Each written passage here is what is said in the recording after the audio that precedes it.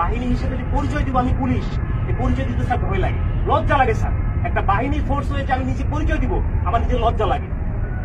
আমাদের আমি একটা ছোট উদাহরণ দিই স্যার, আমি আসার পর যতটুকু দেখছি, এই যে জাতীয় সংসদ নির্বাচন শেষ যে নির্বাচনটা হয়ে গেছে স্যার, এই নির্বাচনে একক যে নির্বাচনটা হয়ে গেছে, পুলিশকে ব্যবহার করে যে নির্বাচনটা হয়ে গেছে, নির্বাচনে সারা বাংলাদেশে এককভাবে মামলা হয়েছে স্যার।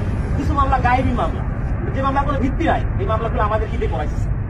সাধারণ জনগণ যারা আছে বিএনপি, যারা আছে জামাত, যে কিছু জানেই না, তাদেরকে আমাদের গ্রেফতার করা লাগছে স্যার।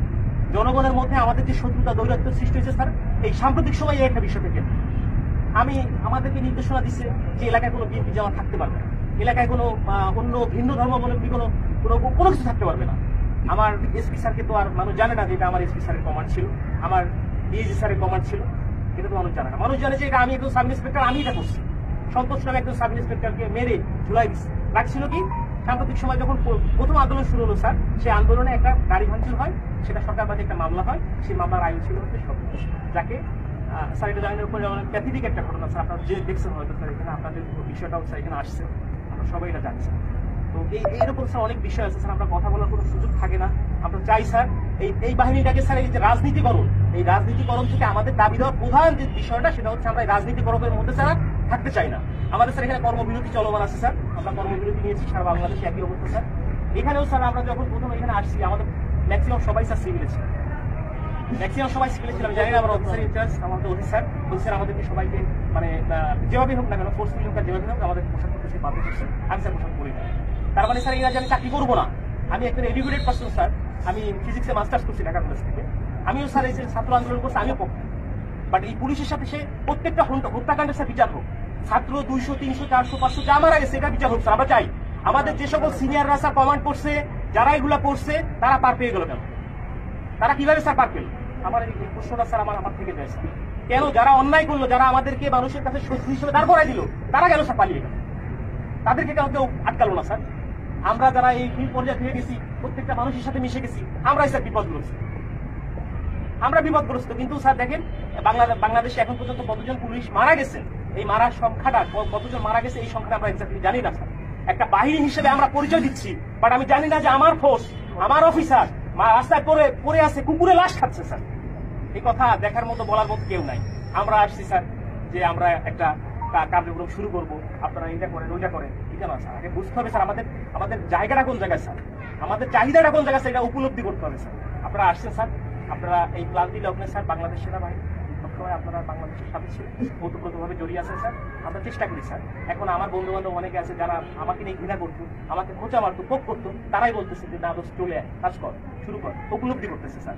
বাংলাদেশে সর্বপ্রথম স্বাধীনতার যুদ্ধে বাংলাদেশ পুলিশ রাজারবাগে যে প্রতিরোধ গড়ে তুলেছিল, এটা তো অস্বীকার করার স্যার কিছু নাই।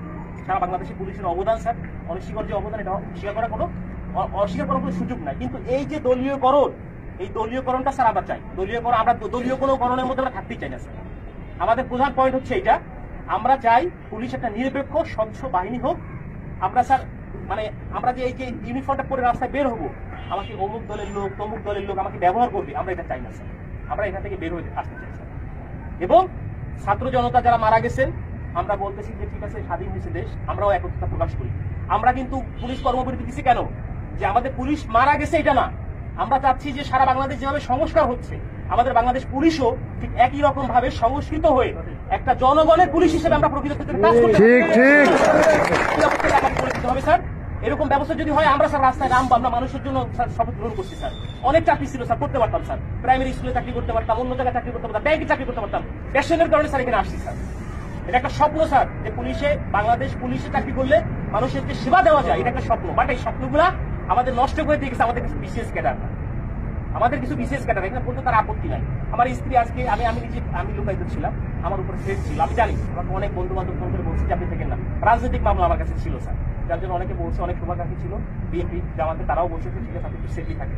আমি যখন আসছি, আজকে খুলনা থেকে আসছি, গোপনে আসছে, আমার স্যার শেভ করি না, রাস্তায় চেকিং হচ্ছে স্যার, পুলিশ কিনা স্যার, এরকম বাংলাদেশ স্যার আমরা চাই না, এরকম আমরা চাই নাই স্যার। আমরা চাই যে স্যার এই জিনিসটা থেকে আমরা উত্তোলিত হই, এবং আমাদের যে 11 দফা দাবি আছে স্যার, আমরা চাই আপনাদের জায়গা থেকে স্যার যত কিছু করার আমাদের এখানে আছে।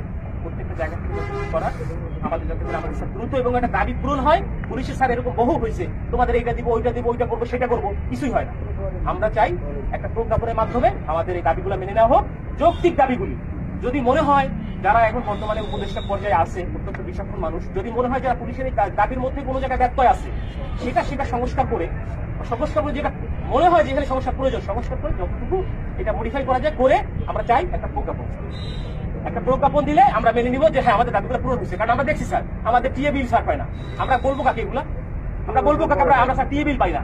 আমার কাজ করতে আমার পকেটে টাকা দিয়ে আমার পুলিশিং মিটিং করতে হয়, আমার ব্যানার করতে হয় আমার নিজের টাকা থেকে, আমার ব্যানার করতে হয় আমার নিজের টাকা থেকে, আমার এই করতে হবে সেই করতে হবে, উঠান বৈঠক করতে হবে, সব আমার নিজের টাকা করতে হবে। কেন? আমার বেতনের টাকা স্যার আমি কোনো জায়গায় খরচ করতে পারবো না, এক কথায় শেষ। সরকারের প্রতি কাজ করতেছি, সরকার আমার বেতন দিবে, আমি আমার পরিবারের পিছনে ব্যয় করবো। আমি কেন আমার নিজের টাকা দিয়ে আমি ব্যানার কেন করতে যাবো? এটার জন্য আমার বাজেট থাকবে না?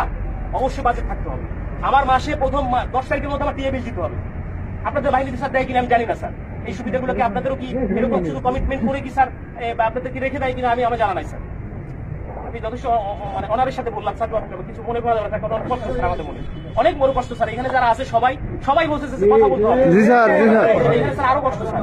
এখানে আমরা কর্মবিরতি দিচ্ছি, আমার ভাই একজন কনস্টেবল স্যার কি ক্ষমতা থাকে, একজন সাব ইন্সপেক্টর কি ক্ষমতা থাকে স্যার?